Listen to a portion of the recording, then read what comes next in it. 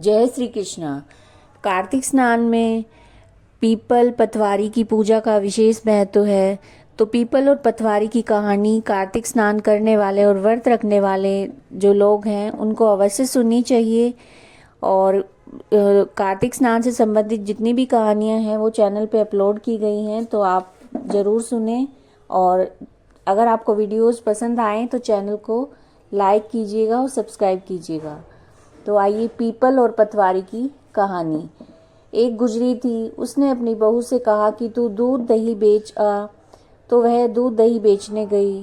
कार्तिक का महीना था, वहाँ सब औरतें पीपल सींचने आती थी। वो बैठ गई और उनसे पूछने लगी कि तुम क्या कर रही हो। औरतें बोली कि हम तो पीपल की पतवारी सींच रही हैं। उसने पूछा इससे क्या होता है। औरतों ने जवाब दिया कि इसको करने से अन्न धन मिलता है, वर्षों का बिछड़ा हुआ पति मिलता है।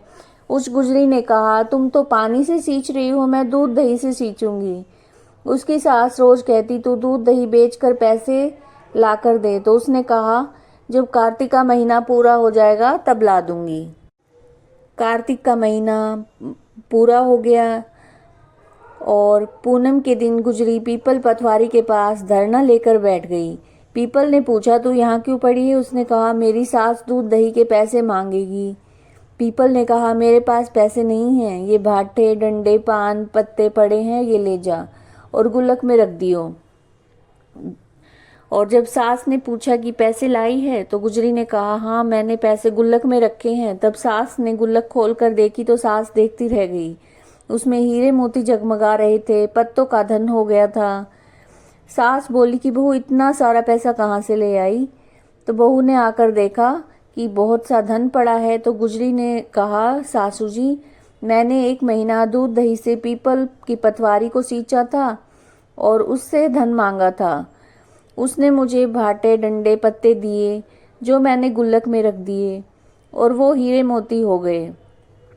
तब सासू जी ने कहा अब की बार मैं भी पतवारी सींचूंगी। सासू दूध दही तो बेच आती और हांडी धोकर पीपल पतवारी में रखाती और बहू से कहती कि तू मेरे से पैसे मांग। बहू ने कहा कभी बहू भी सास से पैसे मांगती है। तो सास बोली हाँ मांग मेरे से पैसे। तो बहू ने सास से दूध दही के पैसे मांगे। सासू जी पीपल पतवारी के पास जाकर धरना लेकर बैठ गई। तो डंडे पत्ते पान भाटे उसे भी दिए और कहा कि गुल्लक में जाकर रख देना।